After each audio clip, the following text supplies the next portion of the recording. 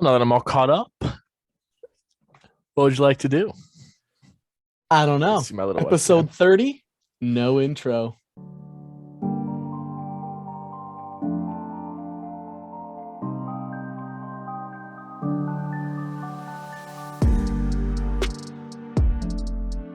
Welcome, everybody, to the Glazier Gamble with Michael Glazier and Joe Rybolt, episode 30. We are officially in the podcasts that are older than us. So, We feel it. Let me tell you, my knees, my back. Oh, man. your crack. My neck. Anyway, this is our sports section. We have two sections: entertainment, movies, and sports. This one is the sports that you've clicked on, and we got some good stuff for you. NBA trade stuff to talk about. So we got Timberwolves news, and then we got a lot of NFL news because Black Monday just happened. Lots of coaches fired, lots of GMs. People are getting interviews, including some new things that have never happened before or only happened once that we'll talk about, like the Vikings GM search. And then we got a lot like Joe Judge, Brian Flores, Cully. We've got a lot of these guys that have been fired. We want to talk about Matt Nagy, Gettleman. And then that's it. We really just want to talk a lot about those sorts of things. Then we'll give you some quick playoff discussion. Yeah, I got a little bit of a Bleacher Report community trade ideas for the Wolves. Okay. Some of them are really dumb. Oh, yeah. Yep. So as expected. Yeah. Well, the first thing we'll just go through with some basketball news because we do love to start with some basketball news. First thing is that the Wolves starters are 136.9 is their offensive rating, the starting five, and 86.4 defense. That is a plus difference of plus 50.5 per 100 possessions, which that is number one in the NBA. They have statistically the best starting lineup in the NBA. Yeah. Which is great, except cynical me says, if you can get out there and actually have some people be healthy, I'll be impressed. But the fact that they can't stay healthy to me is part of my thing. Yeah, there's that 2.5-3 week COVID stretch, which was rough for them. Right. But we beat Boston with basically nobody, so that was impressive. Well, if you listen to Boston, they only have one good player. Exactly. Oh, man. But yeah, I think they are a very impressive team. However, D'Lo tends to always have like a game here or there that he misses. 1 for 12. Yeah, where he's like 1 for 12, and then he's got the games where he's like 12 for 13. Or, injured, like he doesn't show up, like he's not there. Same with Pat Bev doesn't usually, but I feel like he's been missing a while. In and out a little bit. Beasley does, so he's not one of the starters, but I wish we could stay healthy, like 10 games in a row. Just see how the starters can go 10 games in a row. The only problem I have with Beasley is that he's also known as like a streak shooter. Obviously, like him and Jalen Noel both are streak shooters. Right, they need the attempts more than the efficiency. Well, yeah, Malik Beasley, I believe, is second in the NBA in the last 4 games for 3-pointers made. He's like 41 in his last 4 games or something like that, which is crazy. Like maybe not 4 games, maybe it's like the week or some, I don't know, 7 games, but she's been shooting really good lately, so that's always good to see. Yeah, that is good to see. You said that you had some trade stuff. There's one that I saw this and I was like, it was horrible. I was like, this is gonna get flamed. Malik Beasley, Jake Layman, and Naz Reid. Okay, who do you think it's for? First off, usually they're for Ben Simmons, but with that combination of people, you're giving up a center, our backup center, salary cap filler, and a hot shooter right now. I'm going to guess that's either for Miles Turner or CJ McCollum. Harrison Barnes. Oh, my God. Yeah, I saw that, and I was like, why would we do this? Well, and so I expect, because usually it's just something ridiculous, which is why I thought Miles Turner or Miles Turner or CJ McCollum, because it's like, okay, that's somebody, a Wolves fan, thinking that we're going to get a lot more than what those guys are worth. Sure. I mean, Harrison Barnes is on a team he could really use the help getting rid of or getting out of, and he's still good. Our backup center, like a guy who's in our rotation, probably our best shooter off the bench, and our token white dude. So Harrison Barnes would be the starting small forward. Probably 3, yeah. Beverly, that means Beverly would come would be come off the bench. Okay. Bev would come off the bench. Blowing up the starting lineup for that. I don't know. D'Lo, Ant, Barnes, Vanderbilt, Cat. Yeah. I don't think. No, I think if the Wolves are going to make a trade for a starter, Vanderbilt's the one at risk. Otherwise, I don't know why you do that. You do that. I mean, they're what they need. We talked about this. Big or rotational guys. Guys that I think know their role. Yeah, I think Naz Reid is expendable. Obviously, Jake Layman's expendable, but you got to get a big. Someone like Greg Monroe did really well in his little stint here, but he's a 7-foot guy. He's got beef to him. Mm-hmm. He can pass, he can score a little bit. Someone like that, or we were talking about this, like a 3-and-D defender, like what Taurean Prince was, like a Robert Covington. Yeah, like Robert Covington would be perfect. So, and he's friends with Cat. I think that'd be a great trade. Yeah, I agree. I think that is the type of player I want more, and that's why I've kind of moved away from wanting Miles Turner for the Wolves, because he wants to be a starter that gets heavy minutes and is heavily involved in the offense and the game plan. I don't think the Wolves have that ability to give him that. They have 3 guys on offense that want a lot of shots up, and you got one big who wants to play a lot of defense, which is Vanderbilt. So I don't know. And the other 2 guys are right place, right time, defensive minded. Hustle guys, regardless on if our offensive players are lacking, which when they're in that starting lineup, it doesn't really matter. It doesn't matter because they're just going to play that well anyway. Vanderbilt's obviously in the right spot at the right time. Pat Bev can bring defense. Vanderbilt with a 21-19 and 4 stat line the other day. Almost the 2020 game. That's crazy. So yeah, just waiting for the day he gets a quadruple double with blocks, steals, rebounds, and points. Yeah, well, I think that's a dumb trade because they're not blowing up the lineup. They're a starting lineup at the moment. I think if you're going to say a guy, Patrick Beverley would have been the guy that's at risk, but the way he's been with leadership on the team and the way he's kind of changed the team's focus, I don't think the new ownership would like to get rid of him. I don't think with Vanderbilt's growth and development, I don't think you want him gone. And and then you have guys like McDaniels off the bench who they are loving their development.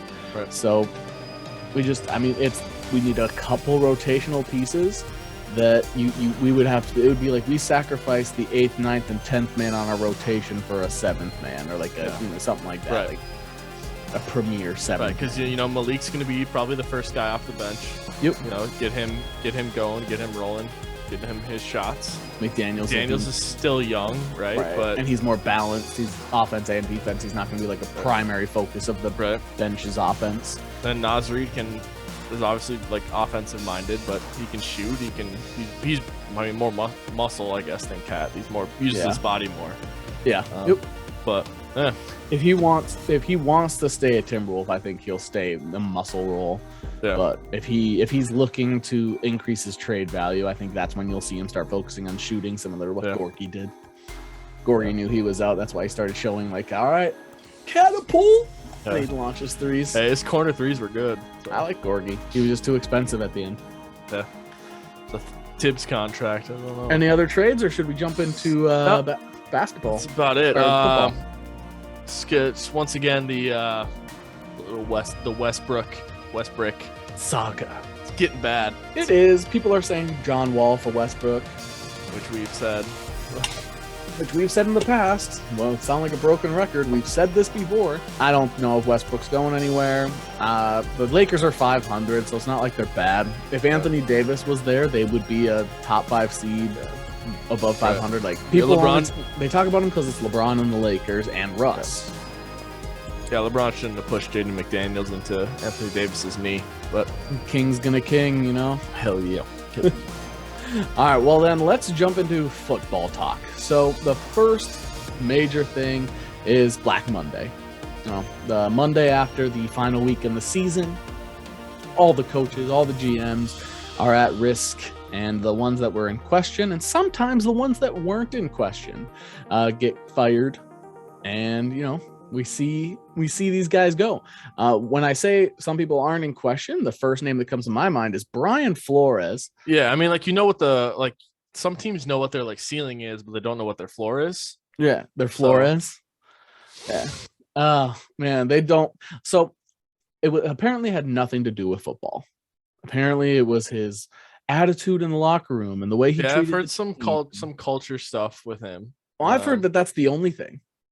The GM, right? Obviously, he could coach. I mean, right? They thought he was a great coach, but they didn't think he was good for the locker room because he apparently had favorites and he favored the veterans, and he treated Tua poorly because he didn't want Tua. He wanted Justin Herbert, and part of his saltiness was because he saw Justin Herbert be so successful, and he was like, "That's who I wanted. Imagine how good we'd be with that guy," which I understand.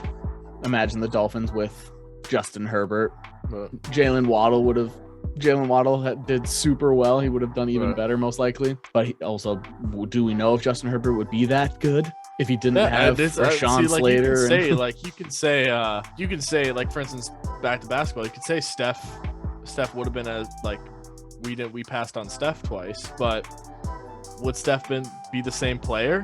Would Steph have been the same player in the Timberwolves uniform? Right, without an offense designed for passing rotation that kept open threes and a coach that said, go ahead and let it loose. Yeah, and I mean, like, I get Justin Herbert had terrible offensive line in his first season and played well, so odds are he would have done well in Miami, but we don't have that as proof. We don't have it 100% proof. You can't say that he would be. So, so I was surprised about Flores, and I think the proof that he's a good coach is that the second he was fired, he was the number one requested recruit for coach for an interview for every team looking for a coach. Right. So he's going to get a job immediately, probably as a head coach. He won't even get down to D coordinator, offense coordinator, anything. He's probably going to immediately go back into a head coaching position. In terms of the Vikings, because, Vikings are our favorite team, I don't want him.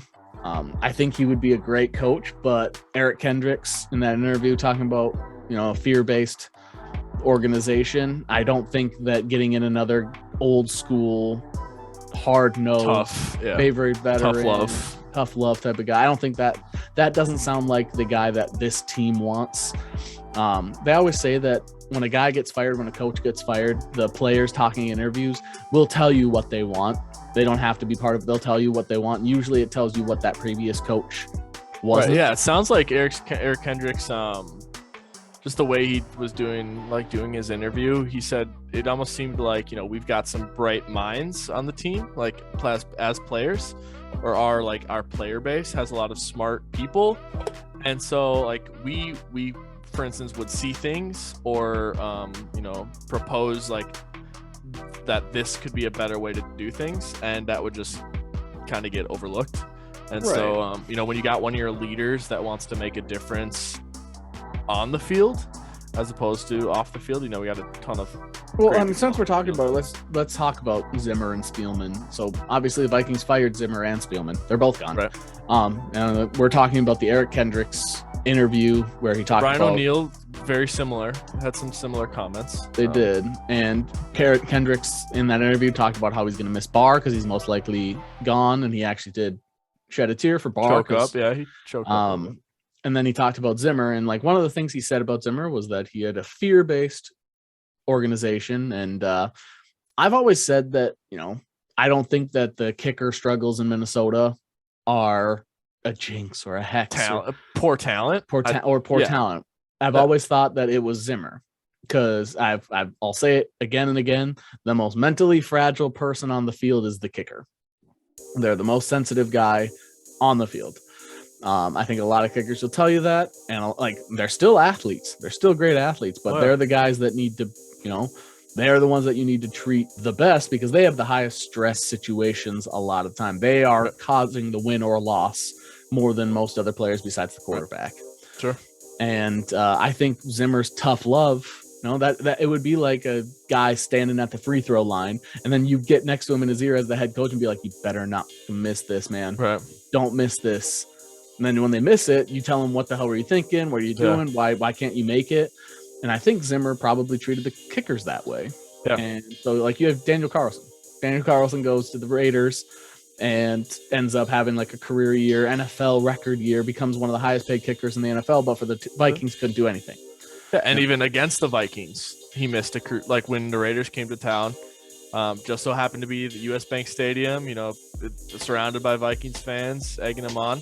Mental stuff. It's a mental thing. And he ends up missing the kick that would have won it for the Raiders that game. So Exactly. And I think Zimmer, that I think that's a perfect, if you need to look back and see if a perfect example of how Zimmer might have been a little bit overbearing outside of, basically every single post-game press conference that he did.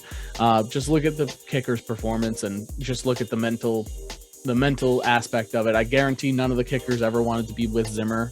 Yeah, the only one that it did decent and it didn't look like it affected him that much was Dan Bailey, who's was a vet, so yeah, not a bunch of young guys. Greg Joseph hasn't been in the league that long, but right. And Greg Joseph, Greg Joseph got given the game ball this year by Zimmer, so I'm sure Zimmer was trying to figure out, maybe I do need to treat kickers well. It's just too little, too late. Yeah. Another comment Kendricks made was they asked him about his relationship with Zimmer, and basically Eric Kendricks cut it off and was like, you'd have like there's a lot that was left unsaid. You'll have to ask him, which made it seemed almost a little spiteful. Oh yeah, that there was some bad air. You know what I'm trying to say? Yep. Bad blood between them, and he just kind of cut it off and was like, you'd have to ask him. So, which is the exact sort of comment that Zimmer would have made in a post-game press conference. That's the sort of stuff he would say. And yeah, I mean, you go back to the Kellen Mond thing. I see enough of them. I see him every day. Yeah, that was enough of that. The fans were like, "What an asshole!" At that and that's how he was every time.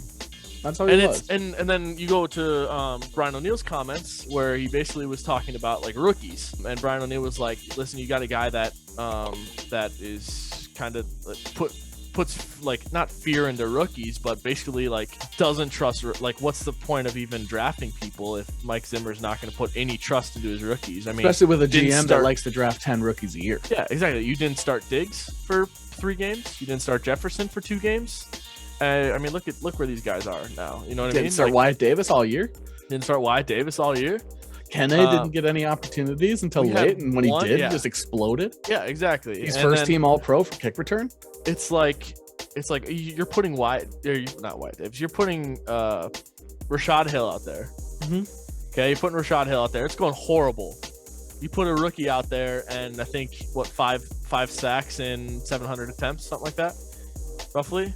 So Darrisaw's the only rookie that had over 200 snaps. The next person that probably was close was Patrick Jones. I think it was week 7, so not super far into the season, but through week 7, he was the number 1 rated run blocking lineman was Darrisaw.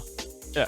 Which part of that obviously is from Dalvin. But yeah, just transition over to Darrisaw. He didn't make the top 5 highest graded PFF rankings, but and everyone's like, we missed on Slater and Sewell and all these other guys. And it's Darrisaw didn't have a bad year. If they're top 5, he's probably right here. You know what I mean? Sure. So, well, and the reason I brought up Zimmer is because did Zimmer deserve it? Did Spielman deserve it? Because a lot of people were actually shocked about Spielman, especially local people. I would say, yeah, it was expected, probably deserved, but definitely expected. I expected Zimmer, obviously. I think if we didn't, there's been pitchforks and torches outside of TCO, calling for his head. But there was for a little bit, there's chatter that Spielman might just move into an advisory role. Right. Yeah. And he apparently was shocked when he was told the information, when he was told that he was being let go.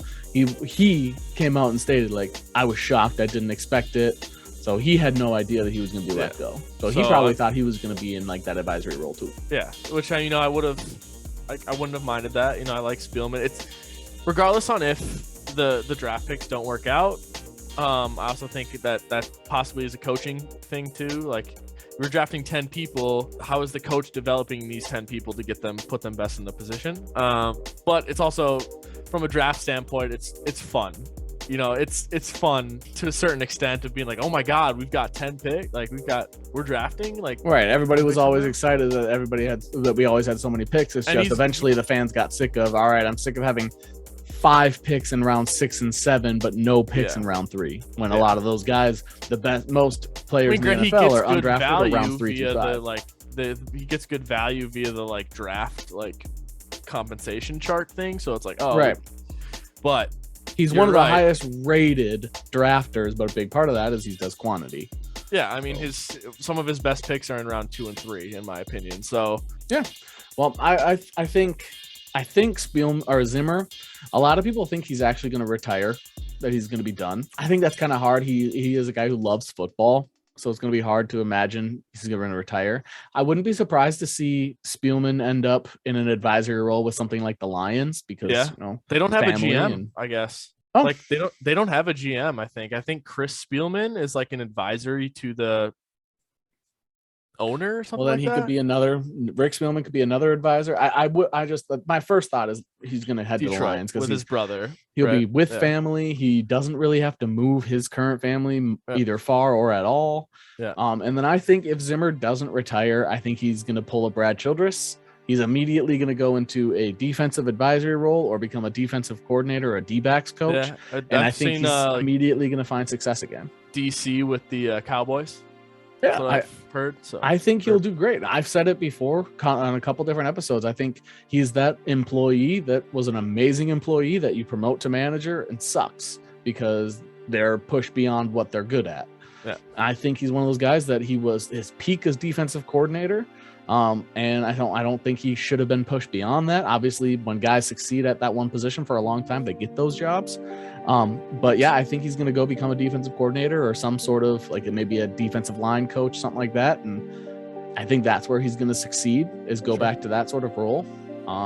Yeah, that's my expectation for Zimmer. For the Vikings, they have I don't really care to talk about how Spielman's success. We talked about how he's one of the highest rated. He's only drafted one Pro Bowler since 2017. I'm thankful for both of them. I think both did. Zimmer has the third highest win percentage in Vikings history. Yeah, it's like 74 and 58 or something like that. And Spielman's been a great person on and off the field. He's always been new rookies have always loved talking to him. Yeah, when he calls them and drafts them, that's my favorite part of the draft. I love it. The way he interacts is amazing. So I'm gonna miss Rick Spielman, but I do think it was the right move. Just if you're gonna blow up the team at all, do it big. And then we talked Kendricks. I think so. The Vikings have shown interest in Doug Pederson, Eric Bieniemy, Nathaniel Hackett, Brian Daboll, Lane Kiffin, Andre Patterson, Josh McDaniels, Mike McDaniel, DeMeco Ryans, Kevin O'Connell, and not Brian Flores, per multiple sources, including our own sources. Oh my God. Yeah, we had sources this week. I was actually able to get in contact with a couple people. Obviously, you don't reveal your sources, but I was fine. This is one of those times I can admit, talk to somebody again. We have sources that have said Vikings are not interested in Brian Flores. However, we have confirmed that they have reached out for interviews with GM candidates already.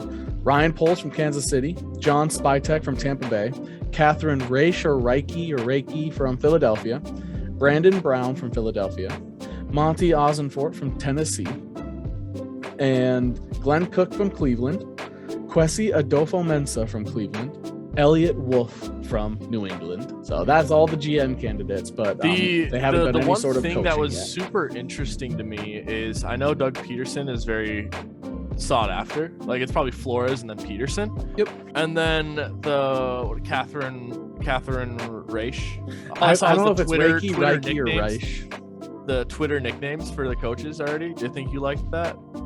They're like, we already got nicknames for all of our GM candidates if we got them. And it was like Catherine the Great was her nickname already. So Catherine the Great from Philly, right? Doug Pederson obviously spent his time in Philly.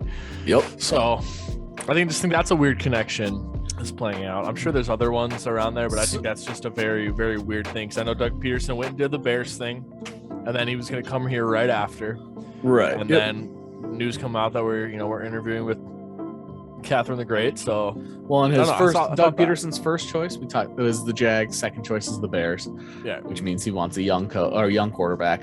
Sure. The number one thing that people are not supposed to do, but this is what everybody does in the media, is speculate those sort of connections, because there is no proof in any coach that's ever been hired that they hire people that they've worked with in the past. So if we hire Kansas City's offensive coordinator, Bieniemy, or we hire Kansas City's GM, the guy that they want for GM, obviously we'll be getting Bieniemy. I don't think that's the case at all. Right. So I don't think the Catherine or Doug Pederson connection's there at all. I honestly, if I'm being 100% honest, I don't think Doug Pederson wants to coach here. I think he wants to take a head coaching job, obviously, but he's probably pretty much going to have his pick of the litter now. He's pretty much the number one candidate that people want. Maybe Bieniemy, but Bieniemy's proven that past couple of years that that's not the case. Right. And then he doesn't even call the plays. Right. The other, what was the other one that I was thinking? Oh, now with Flores. I don't think that's going to happen. I don't think Doug Pederson. I saw something else in regards to Catherine the Great. It was someone tweeted like, "Oh, why would we want somebody that drafted Jalen Reagor over Justin Jefferson?" And it's like this was all part of her plan. It was while she was in Philly doing like player personnel or whatever. She's like, "All right, I'm gonna tell Philly to take Jalen Reagor so that Minnesota gets Justin Jefferson, and then in 2 years I'm gonna go there." Okay. Step one to get Justin Jefferson to Minnesota. Step 2, gritty. That's so everybody else playing chess, she's playing 4D chess. Yeah, got it. Because checkers is pretty in depth, but goodness. So Catherine, I think, would be a great choice from what I've read about her. She would be a purely business. She's only been in the NFL for a little while, and she's 33. She's 33 years old, and she's only been working in the NFL for 2 years. So she would be a 100% like business. I think she would be like, obviously she loves football, but I think she'd be one of those, like, the contracts mean a lot. The analytics portion, I think, is going to be. I think she's going to be one of those people that numbers business is going to be a huge part of her financials, and that. Which, as somebody who has met Ziggy Wilf, I think that fits right along the lines of the Wilf family of what they would like. I think they want a good, personable person, but I think they want, which is why I think they liked Zimmer. Is I think they like Zimmer and Spielman because they were willing to be tough with money when necessary. Well, I mean, they got a cap wizard too. So if worst push comes to shove, that's Rob Brzezinski is the guy you got to keep, I believe. Right. Which a lot of the back end guys like that tend to keep their jobs. Like, you lose the offense, like Adam Zimmer, he's going to be gone. Right. You're going to lose a lot of these guys. Clint Kubiak. Clint Kubiak's getting head coaching job. So the OC for the Panthers. That's what OC for the Panthers, and then he has been requested by 2 teams, which I believe the Bears were one of them, for head coach. Yes. Go ahead, take him. You know what?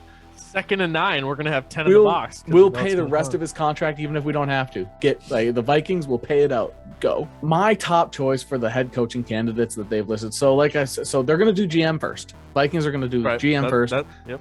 The GM's gonna select the head coach. That's just the way it is. As soon as the Wilfs decide their GM, they're gonna have no part. Most likely, the GM will probably have 100% say in the head coach. At the moment, though, like I mentioned, so Doug Pederson, I don't think he wants to come here. They probably will interview him, the new GM, but especially if it's Catherine, but I don't think he wants to be here. I just am being 100% honest. Eric Bieniemy, I am a fan of, but the fact that he is an offensive coordinator that doesn't call offensive plays makes me nervous. Last 2 years, he's been sought after and hasn't stuck a job. Which I don't know. That could just be bad interviewing. Or it could be they find something out in those interviews that turns them away. Obviously, until he gets an opportunity at head coach, we truly don't know what he's going to be like. Sure. But I think I am a fan of. I would just be highly skeptical and slightly worried just because he has whoever he chooses as an offensive coordinator would be who I keep my eye on, because is he gonna try to call offensive plays to be like, hey, I can call plays, and then overdo himself, spread himself too thin, and then fail? Or is he gonna be like, no, I don't call plays, so I'm the head coach, but I'm gonna get an offensive coordinator, and then it's all on the offensive coordinator. Right. So Eric Bieniemy, I don't know if that's a great choice for the Vikings. Better than Clint Kubiak, better than probably what Zimmer's been doing, though. So Nathaniel Hackett, that I think is another one of those kind of skewed by the success of the people around him, but that is the Packers offensive coordinator. I like the system where he comes from. I like the rotations that he does. I like the fact that they tend to focus on the defense kind of determines the offense that they're going in, which I think that leads to a lot of success. So I like his pursuit there. However, I think when you have a quarterback like Aaron Rodgers, you're going to have success. Right. So it's kind of hard to say that he's the reason for success. And it's hard to say it wasn't Matt LaFleur. So it's one of those ones I'm a little iffy. I don't mind the hire if they do choose to go that way. Brian Daboll, we got a comment asking about this last week. I think Daboll is, with the regression of Josh Allen after a season, which it looks like their 1-2 years ago was more of an outlier than anything else so far. I think Daboll is one of the better options because I do think he is a good coach, but it's another one of those, like, I wish we could wait one more year to see what he can do. I do like him. He's a little younger. I think he's in his 40s. Yeah, he's like 46. I think I'd be fine with Daboll. I don't know. Like, feel free to hop in on any of these ideas, like what you think. But like, I think Daboll is. I think everything that you've said with Daboll, this is kind of what I agree with. Bieniemy scares me. I think you're right with Doug Pederson doesn't want to come here. The only I don't think he wants Kirk at all. Yeah, but I mean that being said, I think if he does, like if you think like Kellen Mond was the poor man's Justin Fields, like that's what everyone was saying when they drafted him. It's like, all right, we didn't get Justin Fields, so we took Kellen Mond. He can kind of do similar things, move around a bit. I don't know if I'd go that far, but I think Kellen Mond is good, but he's got years of development. Right. Well, I said like poor man. Yeah, I know. Yeah. So if Doug Pederson sees that as an opportunity, then he could get that young guy he wants to mold with having, one more year behind Kirk. That's how I see that. But I think you're right about Doug Pederson. I think you're right about Bieniemy. You're right with Daboll. Hackett was from Packers. Yeah, you've hit them all so far. The next one is just a rumor from a source, but it is one not our source. However, it has been talked about by some of the bigger companies out there because it's actually starting to gather some ground. Lane Kiffin, the college head coach from Ole Miss, who's gone around the league. He's been around, yeah. Been around. My gut reaction is God no. Yep, that's mine too. I think the fans would just hate that. I think that's one of those things. It's like, or is it one of those things that because like everybody hates it, that's actually why it would be a good choice. But yeah, I would not want Lane Kiffin.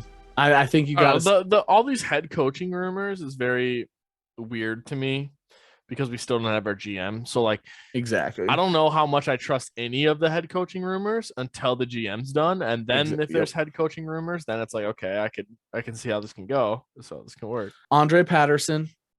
This is the one that makes the most hiring sense, from within, just because he's loved by the current well-respected players.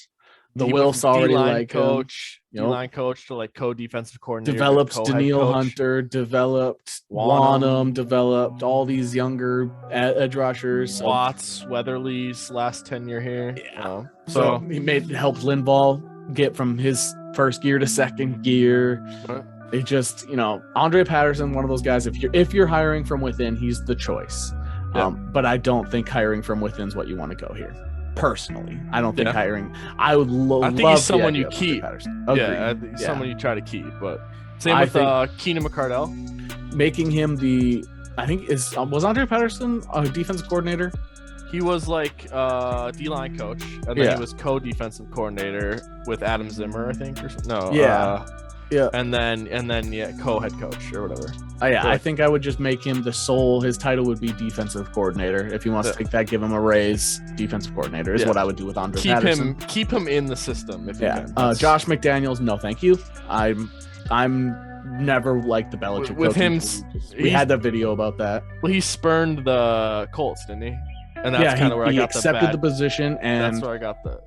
He went to the airport to go to the Colts, and he changed his mind, texted the Colts saying he will not be taking the position, and went back to New England. Yeah, that's where I lost my respect for Josh McDaniels, when he spurned them. And he wasn't that great as a head coach, so he fits great in New England. It's one of those. It's one of the. I mean, it's one of the same things with Hackett with Rodgers, right? It's like he had Brady, and he has Belichick who calls the plays. So I think McDaniels is like Zimmer to me.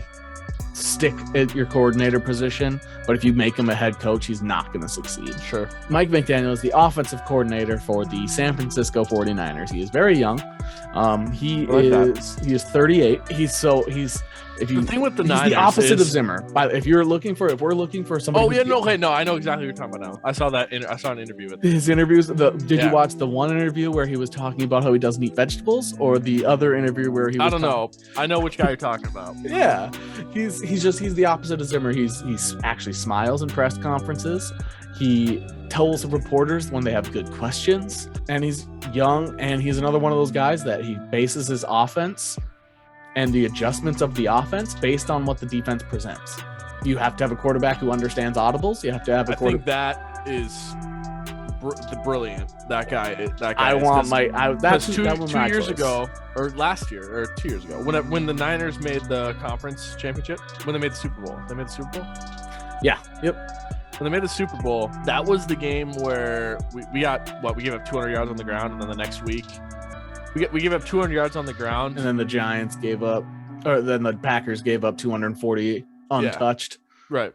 Yeah. Right. So yeah, it was 240 yards before trash content. About us. Everyone was talking trash about us, and then they do the same thing. So, but that is where you start really why everything was starting to click for San Francisco was because all of the first of all, they had good personnel running backs. They do still, but not the same kind of players. But all the pre-snap stuff that they do that's where you started to see all the pre-snap stuff work. And then now they even added a new wrinkle to their offense with what they can do with Debo now. So, which imagine Amir or Kene in a Debo role, right? So Mike McDaniel, I'm biased, but he is my top choice. If you want somebody that Eric Kendricks, Brian O'Neill, basically talking about how the opposite of Zimmer might be a good, right? In terms of personality, I think this guy is a great. Yeah, and he's not very charismatic. He's not super, articulate and well spoken. He doesn't sound like a performer. He's not McVay, or he's not right. Or McVay, honestly, like these guys like Joe Judge and the dude from Philadelphia who got the head coaching position. I can't think of his name, but those guys, when they talk, you can tell why they got their job, because sometimes they're like, oh, like Joe Judge, when he got hired there, I was like, who is that guy? Wide receiver coach or special teams coach from the Patriots? Who is that guy? And then you heard him in his press conference, and he's like, let me tell you the type of you asked this question, let me respond to your question with a question. Let me tell you the type of guy I am. And these guys, that they're so well spoken, or you might not view it as well spoken, but they're so articulate that they kind of sold themselves for the job. Sure. And he's not that. But when it comes to X's and O's, yeah. I mean, that's what Kendricks is saying. Is like Kendricks was, or part of what Kendricks was saying was that, if we're on the field, we have ideas on how we can improve. I feel like with Zimmer, it was kind of like no. It was like no. No, we're gonna do this. It's gonna work. We're 31st for a reason. We're not 30. It's not 32nd. It's not 32nd. It's 31st. I know what I'm doing. You know what I mean? Right. So. Whereas Kendrick should probably be like, hey, can we not do this A gap pressure on third, and then I have to run all the way back here and then all the way over there? Right. Can we not leave the middle of the field open for a tight end to get an easy first down every third down? Right. That'd be super great. Oh, I get what you're saying there. Next is DeMeco Ryan, who is defensive coordinator for the Niners. I don't think we go defensive coordinator again at head coach. We've talked about what did we say? A brilliant young offensive minded coach. Then this is from San Francisco 49ers again, but I like DeMeco Ryan because he was a former player, so the players are automatic. You get that immediate respect. However, I think going from defensive to defensive, while that's what our team needs to work on is improving the defense, I think Andre Patterson becoming the sole defensive coordinator is going to solve a lot of that for us. I think him working with Zimmer over these years, he's going to learn what worked, and how he can possibly make it better. So unlike Doug Pederson, unlike Brian Daboll and Lane Kiffin, if we hired DeMeco Ryans, I wouldn't be upset about it. He's not my first choice. However, I would not be mad. Then is Kevin O'Connell is the final one that they were thinking about for head coaching position, who is the offensive coordinator from the LA Rams, who is also very young. He's 36. But we released a video earlier this week about Sean McVay. Mentioned it twice now, talking about how Belichick, Sean McVay, those sorts of coaching trees doesn't necessarily yield the same results. Doesn't, because it's not them. You don't get them. You have to figure out their personality. Sure. And we haven't seen this guy's personality before. I'm pretty sure he used to work for the football team. So he might have been there when Cousins was there. Everything. Okay. So could have also been there when everything went down over there. So true. So he's one of those guys I don't know as much about. I don't think their offense is awesome. Offensive success is from him. So it's just similar to Bieniemy. It's how much of that is personnel and head coach that leads to the success over him. So yeah, my first choice is definitely the Mike McDaniel. Second choice would probably be something like, I don't know, maybe Nathaniel Hackett, but maybe Andre Patterson. Sure. I think I'm with you. I think that's how I'd put Patterson there, just because I know how much the players like him. I've seen some videos of him, like when he got Daniil, he was super excited. I think it was him that was pushing for Daniil too. It was him and Zimmer. Yeah, he really wanted Daniil. So yeah, a guy that gets excited for a rookie, to get their hands on a rookie to make them an impact player. So. For the GMs though, Ryan Poles, Kansas City, sure. I mean, honestly, it's weird because it's you don't know. It's not like you're taking a GM from them to be your GM. You're taking a exec underneath the GM that you believe can do the same things as the GM. So it's. So I like Monti Ossenfort from Tennessee. We're not going to go as in depth like the head coaches, but I like Monti Ossenfort from Tennessee. I like Catherine Raiche, however you pronounce it, from Philly. We have a couple people from the Browns we have 3 people from the Browns that they're interested in talking to. So clearly they're trying to get back to the Stefanski talk, like that sort of people. I don't think any of the people from the Browns excite me.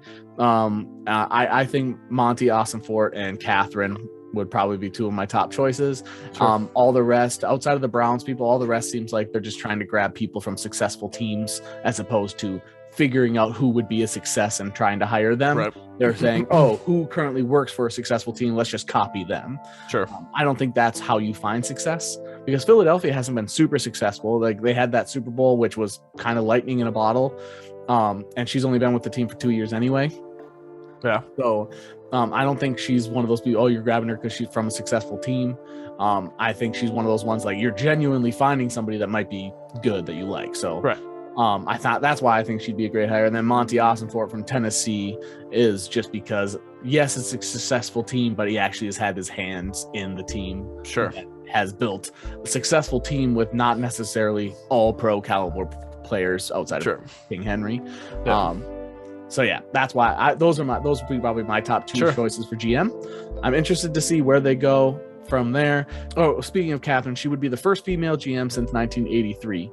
Yeah, it was the last time they had a female GM, so that would be extremely cool. But sticking with the Vikings, Kirk Cousins has the longest active streak of 25 plus passing touchdowns in the NFL. That is more than any other quarterback. That is 7 seasons. Yeah, right? And the next highest is 5. So he has 2 full seasons in front of the next highest person that has thrown at least 25 plus passing touchdowns.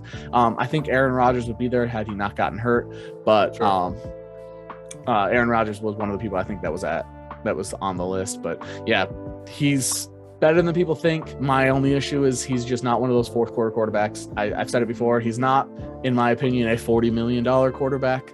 And he's not one of those guys when the opposing team is lined up opposite you in the fourth quarter, you're not saying, dang it, they have Kirk Cousins. And it's just one of those. The stats back up the opposite side of where I am on. Right. For me, I judge Cousins based on the eye test, which I get it. I don't have the stats to back it up. I don't know what to tell people. I fully understand why people want Cousins. I fully understand why people like him. And I fully back his numbers. It's the same thing with Stafford. Like Stafford had the numbers. I think Stafford's really good. But when it comes into the big moments, doesn't seem to show up, even though he comes in the regular season, shows up all the time. Sure. But yeah, he has the longest active streak. However, I'll be interested to see if the next GM and head coach think he's the answer or not. Right. I do think obviously at this point he's better than Mond, and I think a random dude off the street would be better than Mannion. And then sticking with the Vikings for another topic, the Vikings-Bears game, final game of the year, was absolutely terrible. Both teams looked like they mailed it in. The Bears were up 14-0, and then all of a sudden it looked like they were told at halftime, guys, draft pick. We need, like, the Vikings missed out on 2 positions. If they would have lost, they would have been 8th, and because they won their 10th, right? No, it was 10th and 12th. 10th and 12th. Yeah. And then it could have been all the way as badly as 16 because of the way all the other games worked out. Sure. They only dropped 2 positions, but they could have dropped it was either 6 or 7 spots. Sure. So that's just a good way to phrase it for those people that say like, oh, we don't produce a losing culture. Why play all the rookies and basically forfeit the final game? Imagine you make a trade. They announced the Vikings have made a blockbuster deal. All right, what did they trade? Well, they gave up. They decided to move down. They traded 6 spots down in the first, 6 spots down in the second, the third, the fourth, the fifth, the sixth, and the 7th. Wow, that is a huge haul. What did they get for it? Right. Oh, they got 1 win. Yeah. Like just like for those people that don't like, oh, we're not a losing culture, that sort of thing. If the team announced that they traded down 7 spots or 6 spots in every round, you would expect that they're getting an all-pro most likely. Right. Yeah, I think that had to do with the ego of one former head coach. Agreed, 100%. If you just watch the Patrick Pederson pick 6 and you watch the Bears players just stop moving. Yeah. Yeah. I was like, what are they doing? They're just like standing there watching. It's on like Jefferson's touchdown, Jackson, the safety, basically like bends over and then acts like he can't tackle him and lets Jefferson run by. Yeah. They were told to take a dive. The Bears took a dive and they got a better pick. If the Bears end up with the top offensive lineman in the draft, or the top running back, or the top wide receiver, or the best corner, or the best linebacker, and then the second best goes within the next 2 picks, that means that was worth it for them, in my opinion. So I understand the old school mentality, but if you want that old school mentality, if you don't take that dive in the last game, then you should not be happy they got rid of Zimmer. Let's do a roundup. Done with the Vikings. Let's do our quick roundup of the other coaches that have been fired. It's actually quite a bit. So it's Giants head coach and GM, Bears head coach GM, Vikings head coach GM, Dolphins, Broncos, Jags, Raiders, Texans. All fired their head coach. Within that is Matt Nagy was fired. I'm not sure if that was a great option considering he took Mitch Trubisky to the playoffs. It's one of those without repeated success with a team with a historic franchise that wants wins. They're going to be pressured. That season, I believe, was a fluke. I mean, not a fluke. I mean, by like their defense, because obviously their defense was absurd, right? Yeah. Khalil Mack with being healthy, just everything worked for them, right? They had Kyle Fuller. They had 4 defensive backs that were all ranked at the top of their position. Yeah. So they had Amos, Jackson, Fuller. Yeah, their defense were insane. Linebackers, they had Trevathan and pretty sure they had Leonard Floyd and Khalil Mack. Yeah. Akeem Hicks is a monster. So their defense wasn't a fluke, right?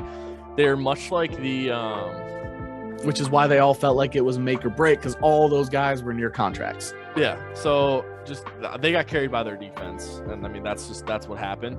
So like, did Nagy look good because of that? Yeah, but like I don't know. Mitch Trubisky had to be Case Keenum in that year that the Vikings took, but he had to be mistake-free football, not exceptional, just like Case Keenum had to be, and he just couldn't do it. So I do think Matt Nagy deserve it, but it was he did do something well for them in that last game. He lost, so yeah, exactly. And then the Bears have reached out to Dan Quinn, Brian Daboll, Doug Peterson, Todd Bowles, Brian Flores, and an inside source has stated they have talked to are looking to talk to Jim Harbaugh. Apparently, Jim Harbaugh has gotten 3 calls to be a head coach. but they're trying to keep it under wraps. Obviously not doing that great of a job. And it's been reported by one of the top recruits in college football that he asked Harbaugh if he'll be taking an NFL job this year or if he'll be entertaining NFL jobs. And Harbaugh did not lie to him and said, I will be entertaining jobs. And the recruit immediately told their local news outlet. So Jim Harbaugh will be most likely coming back into the NFL. It's coming back. I wouldn't be surprised to see him go to a team that, I don't know if Bears would be one, but he's already got multiple calls. And then when we can talk about Fangio, we'll talk about Flores next. Since we mentioned Jim Harbaugh, it sounds like that is who apparently an NFL GM told the NFL Network and Bleacher Report that they believe Jim Harbaugh will be going to Miami.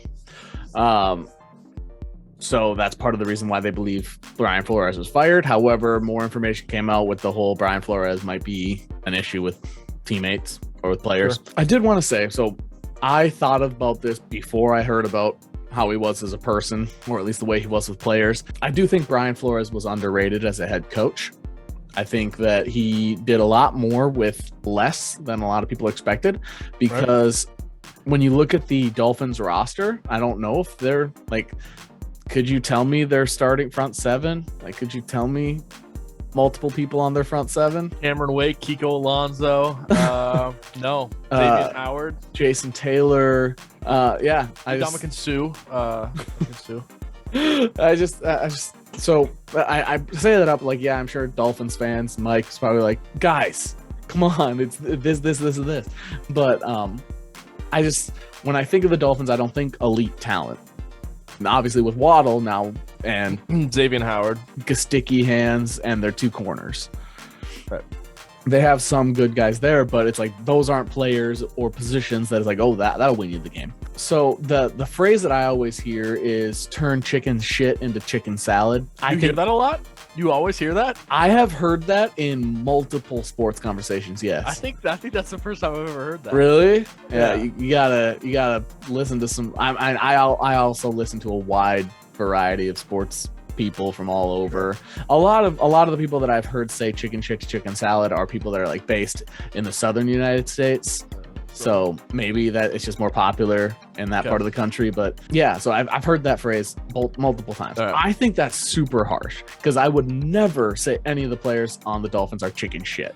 I wouldn't say anybody in the NFL is chicken shit. Right, exactly. Outside of a couple people, but and I've heard Shannon Sharp's one of those people I've heard say chicken shit into chicken salad. Sure. He had to censor himself because TV. So it's like you have guys like that are like, even though he was a former NFL player, I don't think he would call anybody in the NFL chicken shit either. Sure. So I think the true phrase of what I would say Brian Flores is he pressured Cole into diamonds. I think so. He took guys that, coal is a valuable mineral.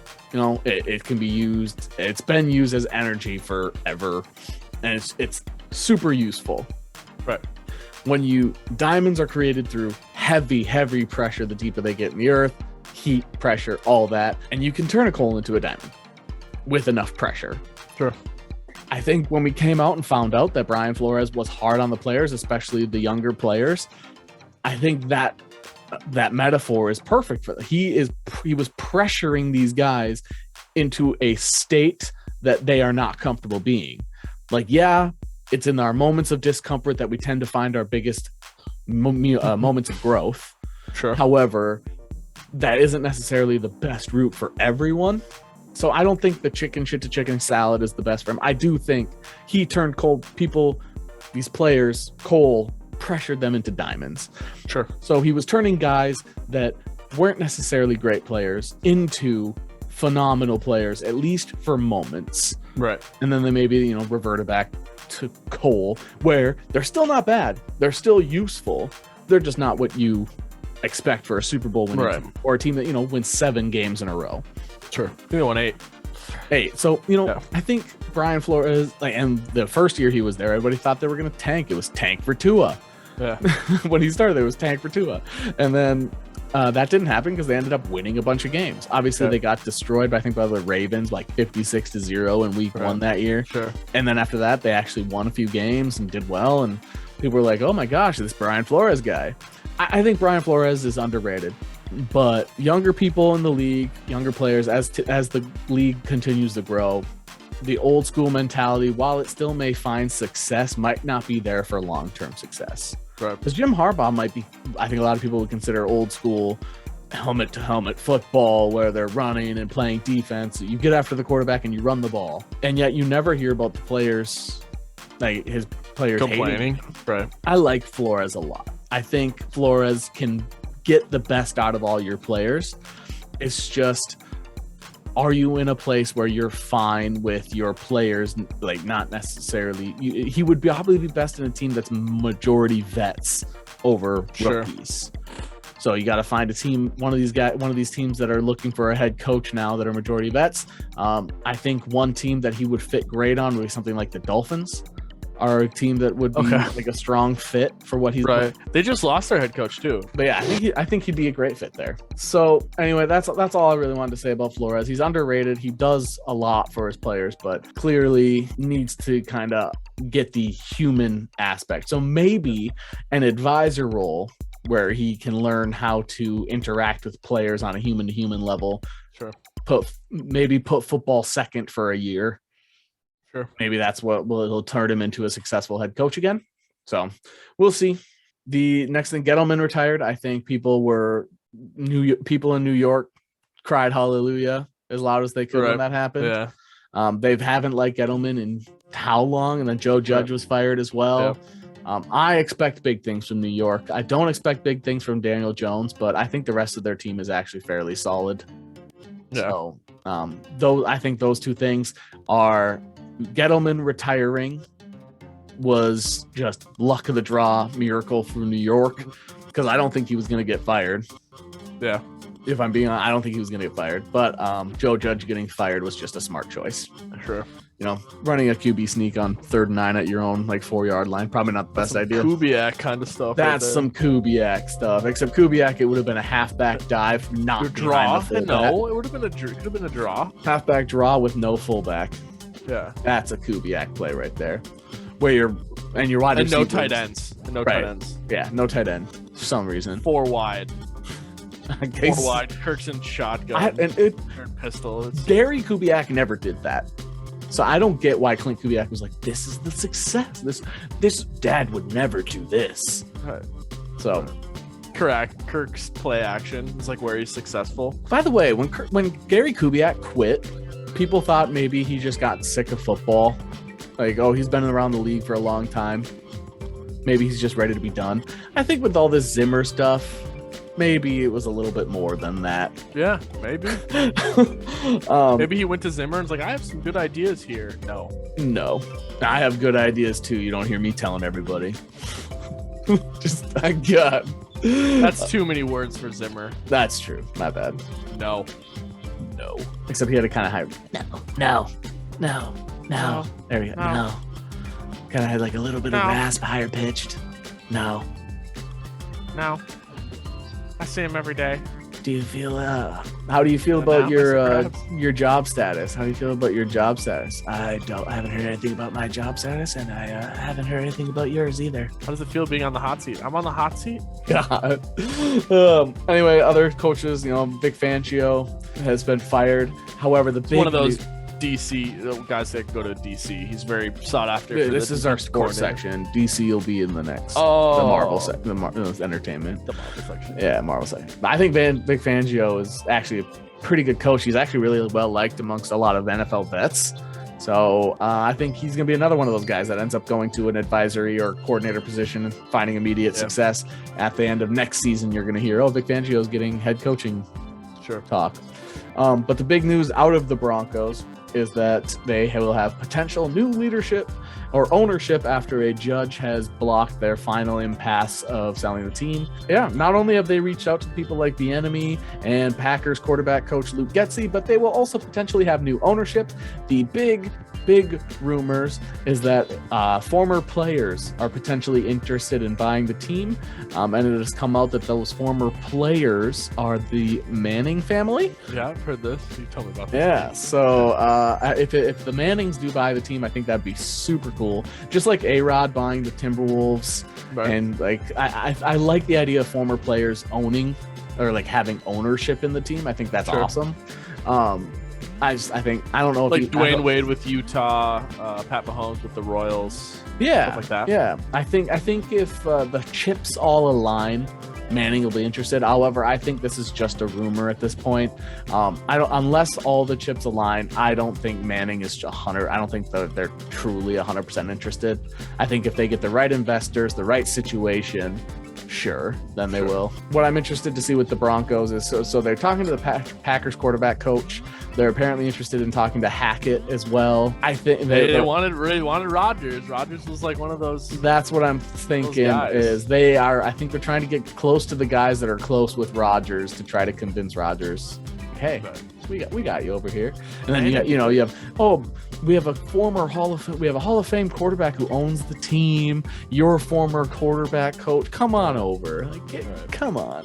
Come on. And he fits in with Colorado. As somebody who used to live there, he fits in with Colorado. But yeah, that's really all the big news that we got for you. If you want us to talk about any potential hirings for your favorite team, maybe you're one of those other 8-9 teams that have a head coaching position, let us know in the comments. Let us know Spotify, Twitter. If you'd like us to, if you have any questions like, what do you think about this coordinator or this person? I do tend to do research on most of these people and look them up, especially when they're already getting rumors. So feel free to ask us, and I'll let you know my honest opinion. Joe will let you know his honest opinion on, I tend to respond within I respond quickly. I respond very quickly. So let us know, and we'll get back to you on any questions that you may have.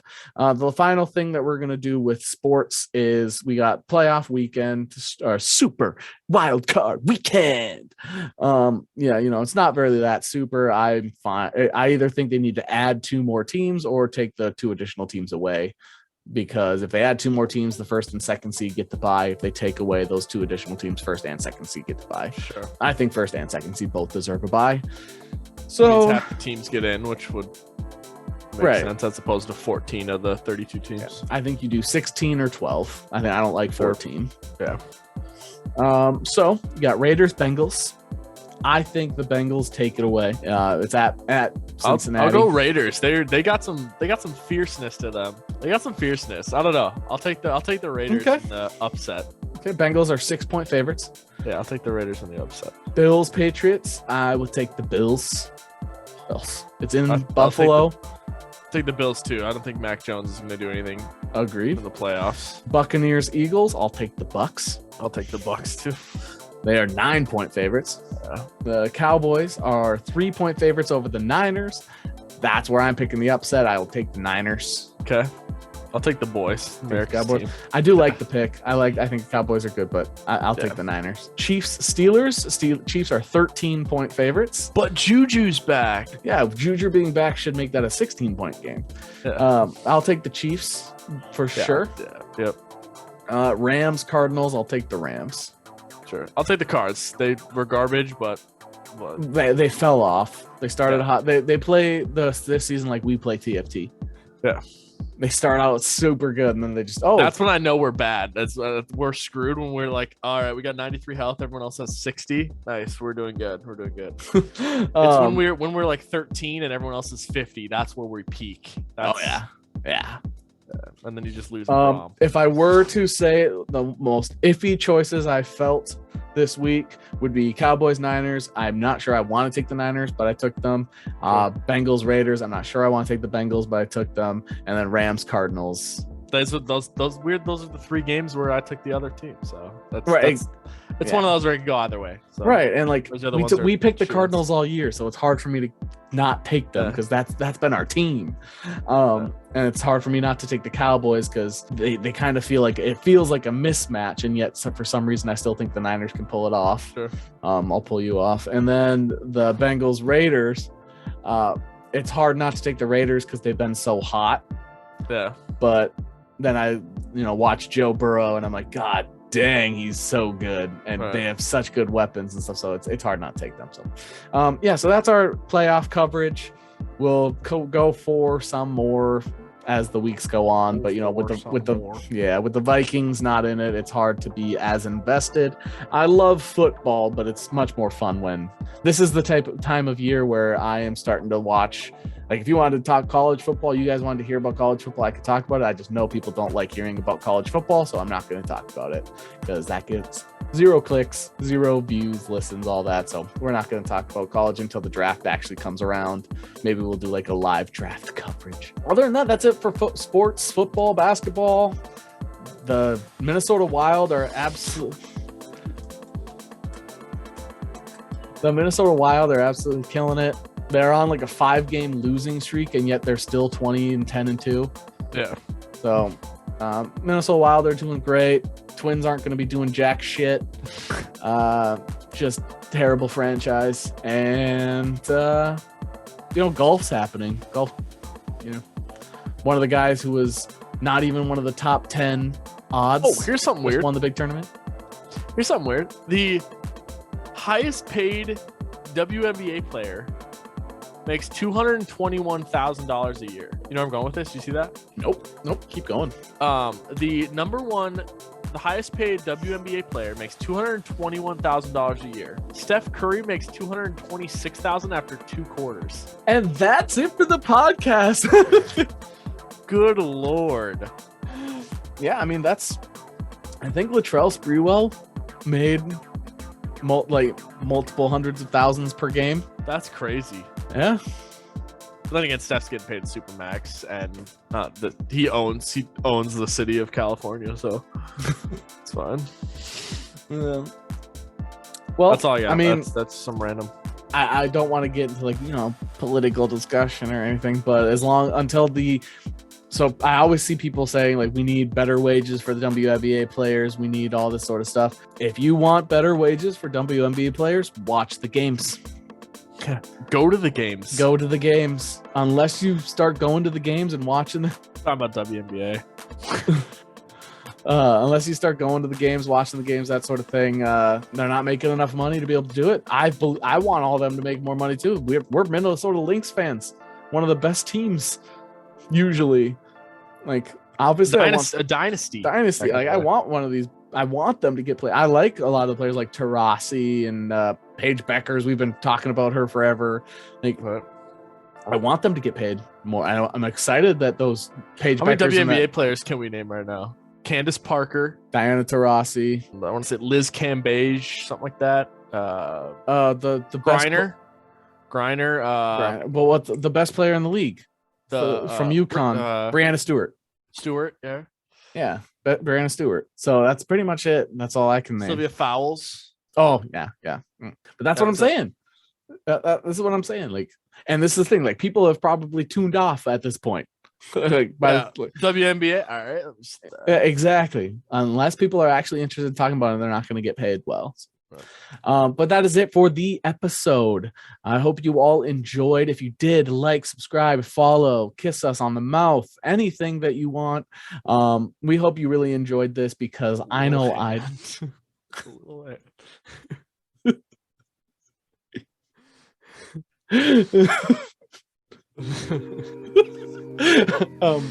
but yeah, I really hope you enjoyed. If you did, remember, follow. You all look really great today. GG.